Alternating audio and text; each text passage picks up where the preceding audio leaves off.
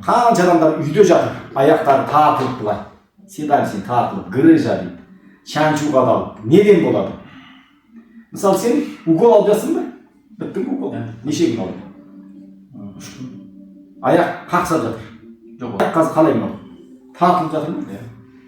Неге тартылады деп ойлайсыз? Суықтан. Соны жаңа түсіндірдім да мен. Енді мына көпшілікке түсіндірейін. Мысалы мынау біздің сіңірлеріміз міне. Сіңір ғой адам бәрі, иә, жұмыс істеп тұр мынау. Мына сіңірдің бар, мына жүгіт сияқты міне. Осылай жұмыс істеп тұру керек. Сонда мына бөлменің іші 20-22 градус плюс. Сонда мынау қалай жұмыс істеп тұр? Жаңа айттым ғой. Жақсы жұмыс істейді. Міне, мынандай алсам да 20 сантиметр барамда 1 метрге дейін созылады. Созылады.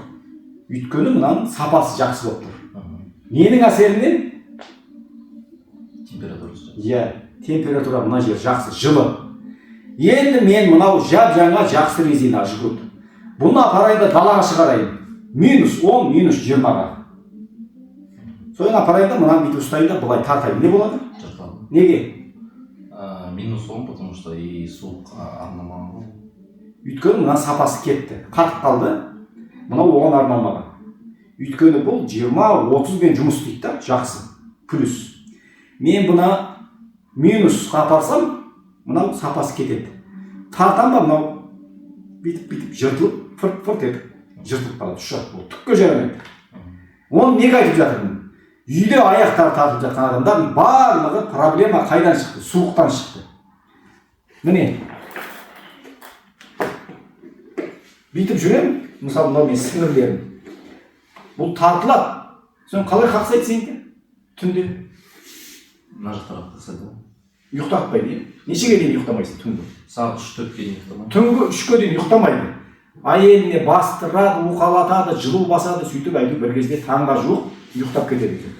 Грыжалар, седалищен тартып тастағанда сөйтеді. Неге шырылдайды?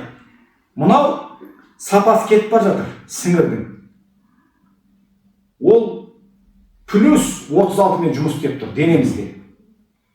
Адамның денесі 36,6, иә, мына қолтықтарыңызға қойсаңыздар, тексерсеңіздер градусникпен 36,6 көрсетеді. 36 дейінші.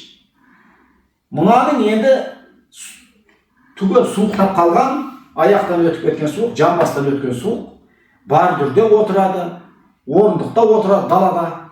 Сонымен мына жамбастың бәрінен суық өтіп, сіңірлер қата бастайды. Қан дұрыс жүрмейді, зат алмасы дұрыс емес. Ол бізге алады да шағады, зың еткізді. Біз оны ойлайды екенбіз, ауру деп. Қақсау, шағу, жаңағы тарту, ол ауру емес. Бізге берілген немене? Сигнал. Ей, Айдар, мынаған көңіл аудар, біз дұрыс істемей жатырмыз, өтіп бар жатырмыз, келіп бар жатырмыз деген сияқты. Бізге айтады екен.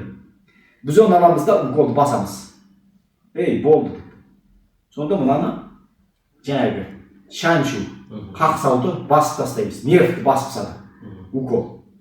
Біз оны басып тастағанда аузын жапшы дейміз да өлтіріп тастаймыз ғой. Асқыну процесі жүріп жатыр. Одан сайын сені шырылдатады болашақта. Асқынады. Сондықтан сол күннен бастап келіп міне уқалату керек, мынаның бәрін ояту керек.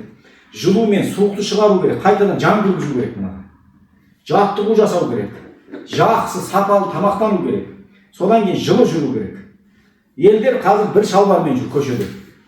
Ішінен трико, міне. Сен кеше қалай келдің? Бір шалбармен. Бір трикомен келдің мынандай.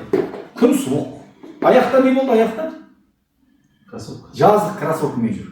Бірақ аяқ қақсап, неше ай болды? 3 ай болды. 3 ай болды, ұйқы жоқ, күлкі жоқ, аяқ тартып жатыр. Сонда себебі мынау екен. Сіңірлер сапасы кете бастады, тартылып жатыр. Өйткені адамның денесі 36,6 жұмыс істесе, 36-тан түсіп кеткен мынау, 25 сонымен бірге жұмыс жасап тұр. Бұл кеуіп бар жатыр деген сөз ғой. Жалпақ тілмен айтқанда, сіңірлеріміз бұлай жұмыс істеу керек. Енді ол сапасы әлсіреп, тамақ дұрыс емес, жылу жоқ бойда, су өтіп кеткен мынау бүйтіп жұмыс істемейді. Содан кейін зыңылдап тартады. Біз оны ауру дейміз да, уколды басамыз, өтіріп тастаймыз. кейін аяқтары кетіп қалады, аяқтар адамдар жібермейді.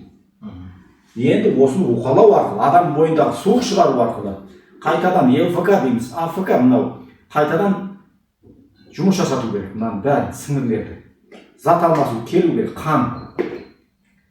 Суық шыққанда ғана ұзын сөздің қысқасы мыналар жұмыс жасайды.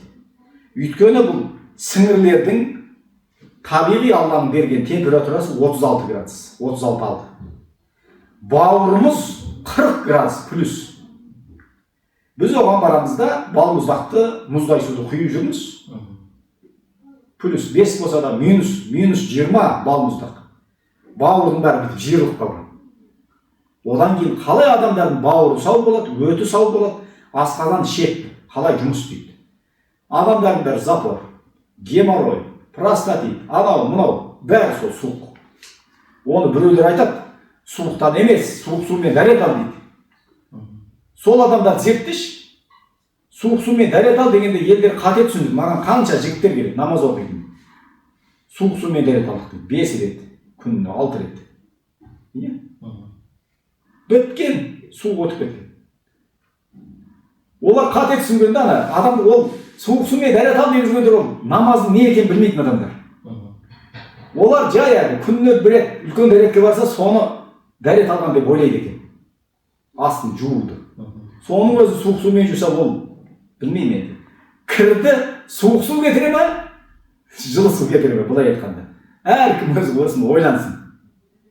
Ал суық сумен 5 рет дәрет алсаңыз, аурудың бәрі содан ғой? Ойлап қараса. Біз неменеге өзіміз қиындатып жүрміз? Өзіміз. Жылы сумен жуын, жылы киін. Қазақтар қалай жүрді? Ыстық сорпаны ішті, қымызды сабадан сапырып ішті, пісіп. Ол холодильникте тұрған жоқ қой? Бөлме температурасында тұр, соны піседі, көпіршейді. Сонда пайдалы бактерия өледі екен. Қымыздан, айран, шұбат бәрінен. Осының бәрі қаж жоқ. Апарамызда тоңазытқа саламыз. Түк бактерия жоқ. Оны аламызда сол күйінде жұтамыз. Холодильник плюс 5. Асқазан плюс 38. Жабысып қалады бұлай. Ұзын сөздің қысқасы, 100 аурудың 95-і суықтан. Қалған тамақтан, нерв стресстен. Түсіндің ғой? Сонда енді мына сіңірлер саған жібіту керек, жұмыс істеу керек.